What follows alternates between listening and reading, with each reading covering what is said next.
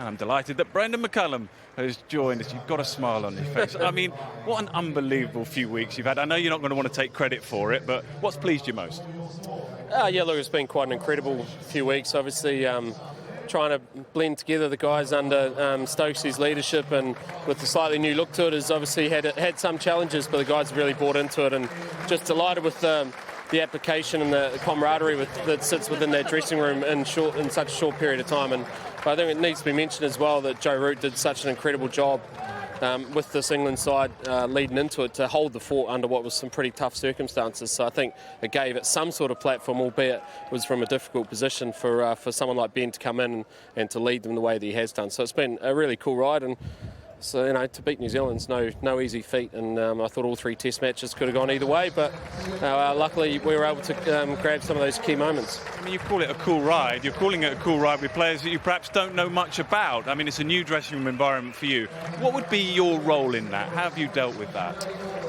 Well, try and strip a little bit of stuff away, to be honest, and try and keep things pretty quieting down some of the noise. Exactly the stuff that we talked about when you rolled in there that first day and sort of said what we were trying to achieve in the side, and that's just try and get these guys a little closer together and to really understand their games as well. I think in the professional game sometimes we can get quite caught up in our own stuff rather than where you sit within the group and being able to bounce off some of your teammates. And so my role is very much to try and force those guys together with that and to try and give them as much confidence as I can and reinforce some of the skipper's messaging. We've had many interviews with England players prior to the series, during the series, coming and speaking to us at the end of days, and the one message that keeps coming through about you is clarity. Emotion and clarity, keeping it really simple. Is that fair? Is that what you sort of pride yourself on? Yeah, to a degree, yep. Look, I think it is a pretty simple game. It's a game that we get a very finite period of time to play, and sometimes I think we can get caught up in the fear of failure and maybe trying to protect something rather than actually enjoying the opportunity you've got to represent your country. And I think that's one thing that I'm very strong on, and if you can always keep bringing it back to that, then your messaging can sort of be bounced around that and be very clear. And look, I like to give guys as much confidence as I can, so does the skipper, but also ensure that there's plenty of clarity as well. And I haven't had too many hard conversations as such so far, but if you've got that simple clarity, the clear understanding of people and build those relationships, then you can have those robust conversations when required as well. Fair to say you and the skipper Stokes are cut from the same cloth and you see the game of cricket in pretty similar fashion? Well, Nats, I'm aggressive, but I reckon he might have me covered, to be honest. He came in even last night and I think we needed 297 or something off 40 overs, and he's like, we'll just knock it off tonight. So skipper, he goes, well, we get the extra half hour as well. It's 47 overs. It's only 7 over. I said, well, let's just see how we get on. But no, he's been absolutely outstanding. He's clearly a leader that the guys want to follow. He's so consistent with his messaging as well, no matter how much is on the line. Those key moments when you sort of see guys in the dressing room look around to see whether he's going to stay on that same message, and he's very much that. He just says, let's go and do what we do and try and head towards the danger, as we've already probably said 1 or 2 times before. But he's been absolutely brilliant. I think his ability to control the field has been fantastic too. He's always making plays, which I love from a captain's point of view. It makes my job as coach very easy. One of the things I talked about throughout is probably your role in just stripping away the clutter and clearing the guys' minds, I suppose. And I thought you'd be very good for certain players. Which of the players have you sort of looked at? I mean, we looked at Ollie Pope, we look at Jack Leach, just giving them that freedom and a little bit of clarity to do what they do and do what they've been picked for? Yeah, I probably wouldn't pinpoint any of the players as such, because the messaging is consistent throughout. I believe in each of the guys in the dressing room, and I know that not every person in the side is going to have a successful series every time they go out and play.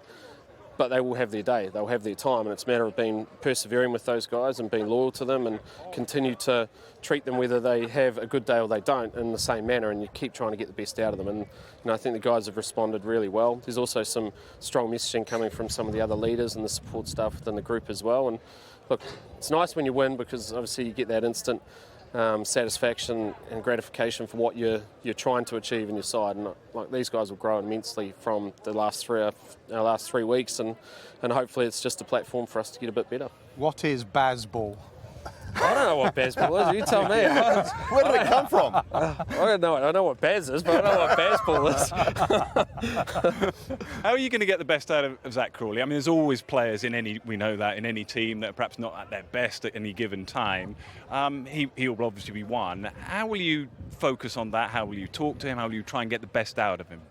I talk to him the same way as if he's come off 300s. I think to me, he's a rare talent. I don't think there's too many people in world cricket that can play like he does. Simple message I said to him when I first came in and saw him play in the nets and watched some of his old innings and some of the footage to get an understanding of him as a player.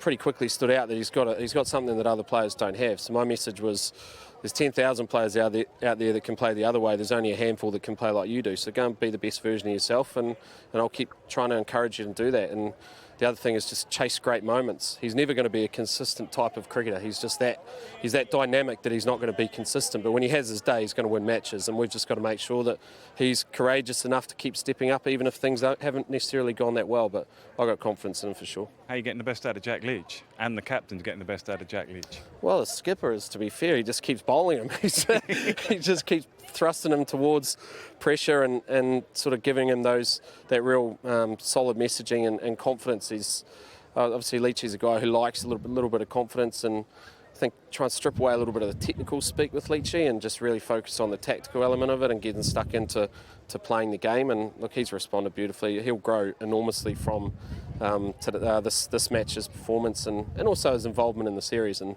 he's a great human being. He's one that the guys really wish well. Where are you with the tactics and the technical side and the mental side? I'm just hearing you speak now and knowing you well enough. Do you sort of try and park some of the technical stuff because it gets cluttered and confusing and just keep the mind nice and fresh? How do you see all of that?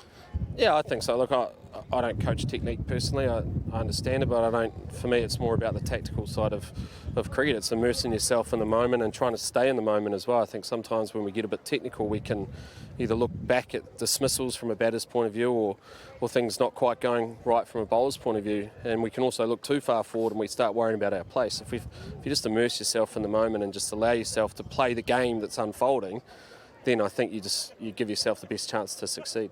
Do you see any similarity? I know what COVID and things has been difficult for everyone in the last couple of years, but if I take you back to your time with New Zealand in 2014 and the Cape Town debacle, and do you see any similarity sort of coming here now and almost trying to lift England cricket to what you had to do with New Zealand in 2014 with the whole management group and with Mike Hesson and yourself?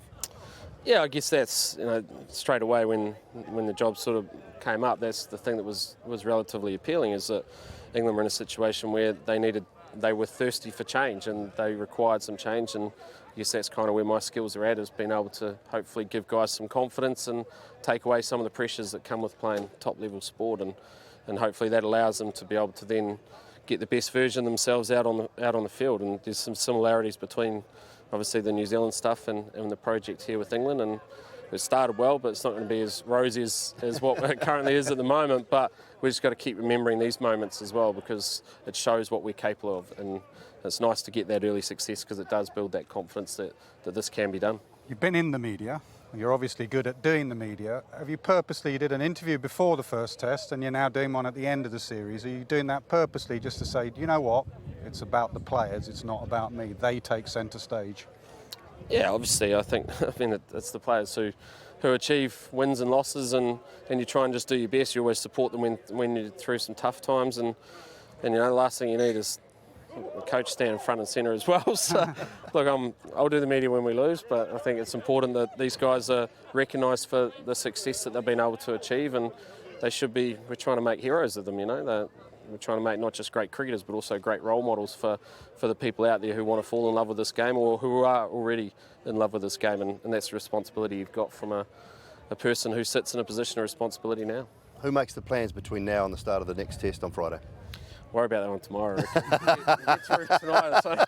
It's only 3:15 in the afternoon, so we'll have to get through tonight, and then we'll deal with that tomorrow. But that'll be a great challenge as well. Obviously, New Zealand, a very, very good side, World Test champions, and we were in the battle every single test match. We know India is also a very good side. They're going to come at us with some different stuff as well, and we'll certainly respect what's coming and make sure we do our homework and we head into that game. But we'll enjoy tonight too, because moments like this don't come around very often, and you've got to make sure you savour them. It doesn't seem that long, Brendon, since we were speaking in the IPL in India. You were coaching out there, of course, and next thing I read that you've got the England coaching job. Why did you take it on?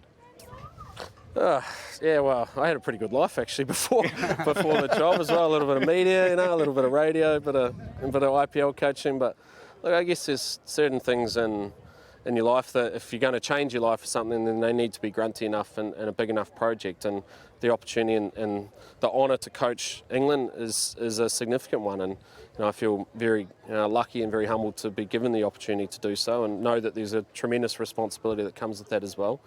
But I do feel that if we're able to get it right, then a game which I love, which is Test cricket, has got a chance to not just survive, but a chance to thrive as well. And I think England's the one nation which can allow that. And if we can try and inspire the next generation of sports people to not just choose cricket, but also want to play Test cricket, then Test cricket's got a chance.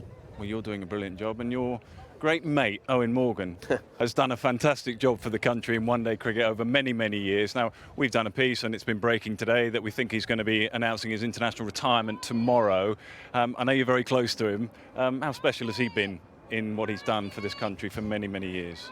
Oh, look, he's going to go down as one of the most influential figures in not just English cricket, I think, but in world cricket, for the approach which he's undertaken when he took over the job as England captain, and what he was able to do with that side and change the entire attitude and style of cricket that they played. And it not just affected their cricket, but also had impacts right around the world as well. And to have won a World Cup and to have taken these guys on a journey, and to be able to, like, you look at the likes of Joss Buttler and Jason Roy and Johnny Bairstow, these guys, Ben Stokes, these guys are absolute international superstars, and they've been able to become those players under the leadership of Owen Morgan. So, look, all good things must come to an end, and I'm sure there'll be a time where him and I sit down and we enjoy a nice bowl of red and reflect on what's been quite a remarkable career for him. Okay, well, it's been a remarkable start for you, so well done. We'll leave it there. Thank you so much for coming to talk to us,